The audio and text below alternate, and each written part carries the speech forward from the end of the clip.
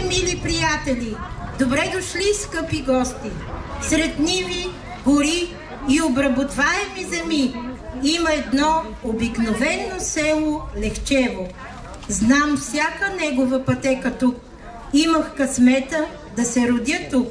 Селото ми стои край реката, където боса в росата окъпах детството си, така че завинаги то стана мой дом и съдба. Роден край, нестихваща камбана, дето бие в пулса на сърцето. На баира детството остана, радостта ми не иде из полето. Ти ми даде красота и слово, нежна ласка в песните на мама. Всеки празник връщам се отново, любовта ми става по-голяма. Обичам те по всяко време на годината, мило село Лехчево. И в топъл ден, при всяко лошо време, винаги е светло в душата ми с теб. И на този ден погледите ни са приковани, а ние сме призвани да отбележим по традиция неговия празник Голяма Богородица и да си пожелаем още много радостни и дълги години за него, за родното село Лехчево. Уважаеми жители, скъпи гости, приятели, за мен е чест да ви поздравя с най-традиционния и голям празник на село Лехчево. Това е денят, който връща детството в родното село и посрещаме гости от близо и далеч. Денят, който обединява с дълг към миналото и традициите. Денят, в който за пореден път ще извървим пътя, по който са вървели и предците ни, за да се помолим за здраве и берекет. Има особено значение фактът, че 9-та поредна година сме заедно с емоцията и настроението на празника, заедно с магията на фолклорния фестивал Голяма Богородица. Добре дошли в родното Лехчево! Нека да е празник, нека у всеки да остане скъп спомен от днешния ден. Нека в този слънчев августовски ден песните и танците да не спират, трапезите да не се вдигат и чашите да не остават празни. Да пеем и нека лети песента над края ни роден, над милите къщи. Крилатата песен със светла душа за празник ни сбира и с любов ни обгръща. Позволете ми да дам думата на патрона на нашия фолклорен фестивал и кмет на община Бойчиновци, господин Светлин Сретениев, да открие празник.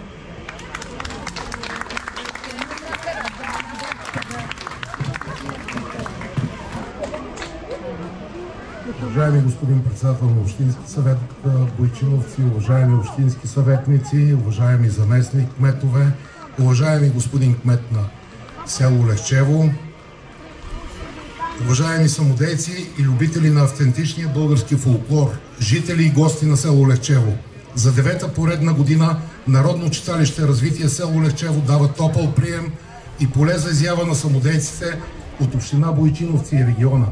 Изказвам дълбокото си уважение към създателите на фолклорен фестивал Голяма Богородица и жителите на село Лехчево за ентусиазма и усилията, които влагат в благородната мисия за популяризиране и запазване на традициите, танцовото и певческото изкуство на региона и страната ни. Наред с забавлението и удоволствието от изучаването на многообразието на българските народни песни и танци, вие ден след ден укрепвате с работата си устоите на българското фолклорно наследство в нашето съвремие. Оценявайки изключителната ви заслуга и приноса на положения от вас труд, ви пожелавам здраве, много енергия и амбиция, за да продължите да предавате на поколенията традициите и културата на народните танци, песни и музика. От сърце ви пожелавам нови творчески успехи и най-важното добруване. Честит празник! Откривам 9-тия фолклорен фестивал Голяма Богородица село Лехчево. Поздравителен адрес за председателя на читалището. Заповядайте, Мара. Една кошница с цветя от мен и председателя на Общинския съвет. Заповядайте и весело изкарване.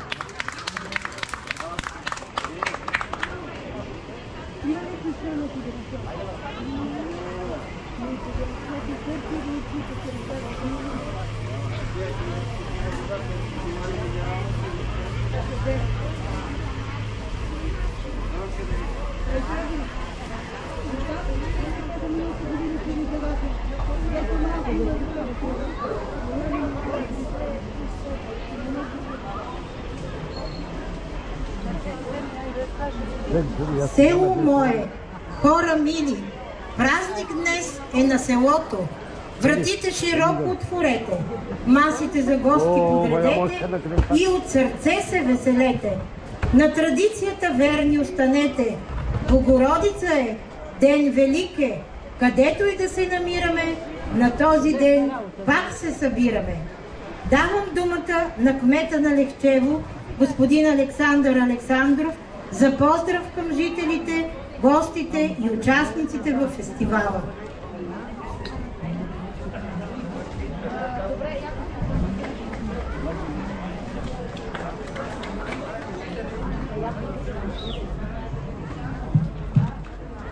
Поводът е двоен, който ни е събрал тази вечер. По стара лехчевска традиция, последната неделя на месец август, отбелязваме традиционния събор на нашето село. А ето вече за 9-ти път сцената на читалището ни е изпълнена с участници от трите области на Видин, Враца и Монтана и от техните песни, танци и багри. Благодаря ви, самодейци, че ни давате възможност да се докоснем до красотата и богатството на българския фолклор. Желая на всички ви успех! На всички, които са тук тази вечер, пожелавам здраве, хубаво настроение и много запомнящи се моменти. На организаторите и на всички, които подкрепиха филмния хор, фестивал Голяма Богородица да продължава да подпомагат такива благородни каузи, както спазват традицията и повдигат българския дух. Трудностите напоследък изпълниха мислите и ежедневието ми. Не се съмнявам и за миг обаче, че всеки от нас носи в сърцето си обичта към родния край и близките хора. Нека да са пълни думите и сърцата ни, с обич, с благодарност и човещина. Нека да са пълни домовете, да е успешна годината и нека Голяма Богородица ни закриля, както до сега. Добре дошли на всички наши гости. Успех на участниците и весел събор Лехчево!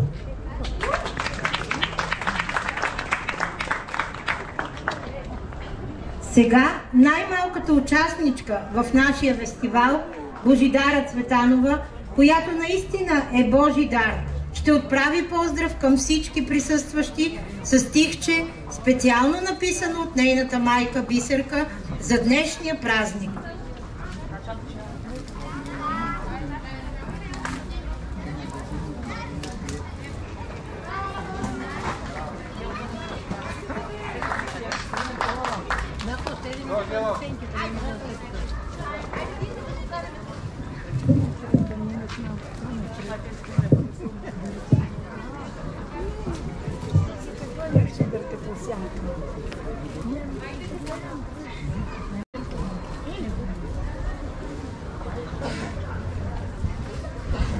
Тук израснах в малко китно село, в което тревата ухайна детство, където небето изписва лехчево с пувкави облаци, пълни с вълшебство, където от къщите пълни с деца ехти и се чува през 10 поляни щастие, радост,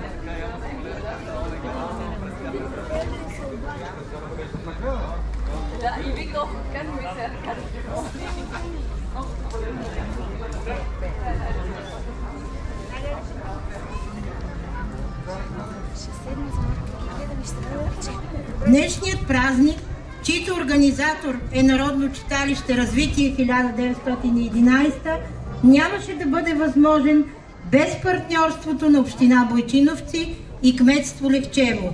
Самодейните колективи и участниците, които ще видим на нашата сцена, и с помощта на даренията, които направи местният бизнес.